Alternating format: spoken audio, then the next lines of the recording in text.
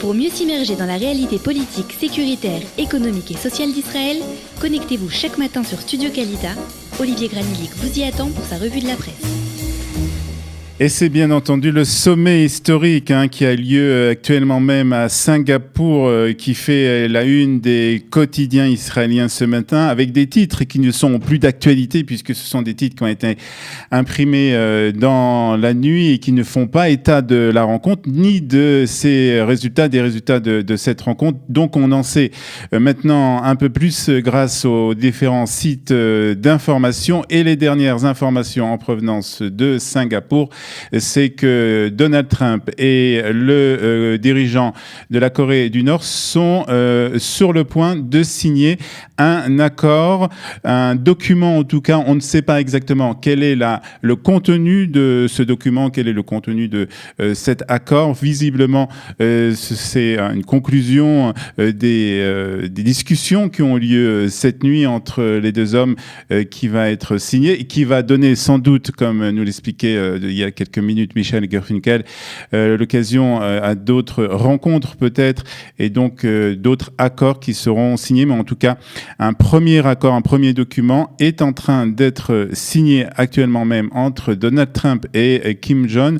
Après donc cette rencontre qui a eu lieu cette nuit, qui a débuté à 4 heures du matin, heure d'Israël, une première rencontre qui a duré 45 minutes. Ce sont les sites d'information qui nous donnent cette information. Ils ont été ensuite rejoints par leur délégation commune pour des discussions élargies sur la dénucléarisation de la Corée du Nord et la fin des hostilités entre les deux Corées. À la fin de la rencontre, en tête-à-tête, Trump avait déclaré que la rencontre avait été excellente et que le dirigeant nord-coréen a quant à lui déclaré que nous vivons un film de science-fiction. C'est ce qu'a déclaré donc le dirigeant de la Corée du Nord, et une déclaration qui nous arrive actuellement, juste à ce moment même, déclaration de Donald Trump. Nous avons beaucoup investi dans cette rencontre. Merci à tous les participants. C'est ce qu'a déclaré Donald Trump donc il y a quelques minutes à Singapour, en signant donc cet accord, en tout cas un premier document entre les États-Unis et la Corée du Nord. Le reste de l'actualité, c'est aussi l'attaque sur le chemin du bac. C'est le titre du Yediot Ahronot ce matin. Une jeune fille de 18 ans qui a été poignardée et grièvement blessée dans la ville d'Afula. L'adolescente était en chemin pour une épreuve du bac, nous raconte ce matin le quotidien. La police a arrêté l'assaillant et qui tentait de fuir après une courte chasse à l'homme. Il s'agit d'un Palestinien originaire de la ville de Jenin. La jeune fille est ce matin encore dans un état grave. Et puis on parle aussi ce matin beaucoup dans la presse israélienne, en particulier dans le Israël Hayom, de l'évacuation du point de l'avant-poste de Netiv Avot, une évacuation qui doit débuter ce matin. Des centaines d'Israéliens se sont rassemblés hier donc à Netiv Avot dans le Gush Etzion pour protester contre la décision de la Haute Cour de justice visant à démolir donc aujourd'hui 15 maisons construites dans la localité de Éléazar. Naftali Bennett, qui participait à ce rassemblement et qui a pris la parole au cours de ce rassemblement, a pointé du doigt la Cour suprême pour avoir ordonné la destruction des 15 maisons. Quiconque veut démolir 15 maisons recevra 350 maisons sur cette colline, a déclaré le ministre de l'Éducation, une déclaration reprise ce matin par le Israël Hayom. Le Maariv et le Israël Hayom nous expliquent aussi ce matin que les députés ont adopté en première et seconde lecture un projet de loi qui couperait les fonds qui sont versés par l'autorité palestinienne aux terroristes palestiniens qui sont emprisonnés en Israël. Ils ont aussi rejeté une requête gouvernementale qui réclamait que le dernier mot sur le gel potentiel des paiements revienne au cabinet de la haute sécurité.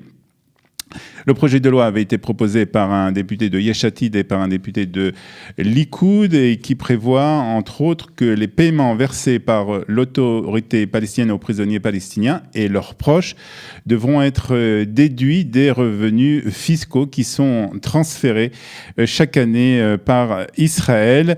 L'argent sera alors placé dans un fonds qui va être créé pour venir en aide aux victimes du terrorisme. Le Maariv ajoute que selon le ministère de la Défense, l'autorité palestinienne a versé en 2017 687 millions de shekels au fonds des familles des martyrs, donc pour les familles des prisonniers. C'est le nom du fonds qui a été donné bien entendu par l'autorité palestinienne, et 550 millions de shekels pour les prisonniers palestiniens eux-mêmes. Puis le Yediot Ahronot nous annonce aussi ce matin que le Premier ministre Binyamin Netanyahou va être de nouveau interrogé dans l'affaire Bezek. Voilà ce qu'on appelle aussi le dossier 4000. C'est la 8e enquête du Premier ministre qui intervient donc après une longue accalmie des interrogatoires, due en particulier en raison des contraintes de sécurité et de la tension dans le sud du pays. Puis la presse israélienne revient en détail sur la visite du chancelier autrichien, une visite qui a eu lieu donc hier en Israël et plus particulièrement à Jérusalem. L'Autriche soutient Israël et la lutte contre l'antisémitisme, non pas pour des raisons politiques ou économiques, mais dans le cadre d'une véritable amitié entre les nations et du devoir moral du peuple autrichien. C'est ce qu'a déclaré donc hier le chancelier Sebastian Kurz dans le cadre de la deuxième journée de la conférence de l'American Jewish Committee à Jérusalem.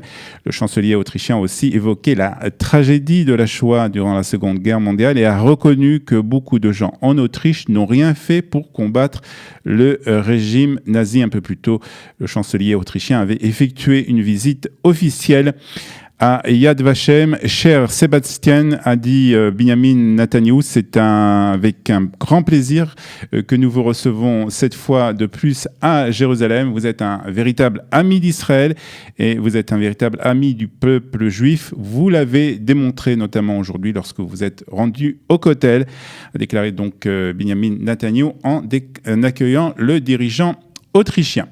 Voilà, 8h52, on fait une petite pause de musique et nous retrouvons le second invité de notre plage d'information ce matin.